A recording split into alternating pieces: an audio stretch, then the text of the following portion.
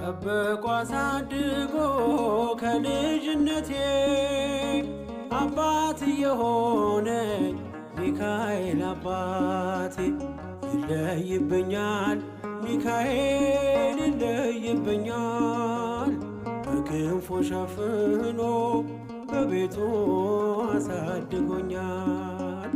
ይለይብኛል ሚካኤል ይለይብኛል በክንፉ አሳድሮ በቤቱ አሳድጎኛል።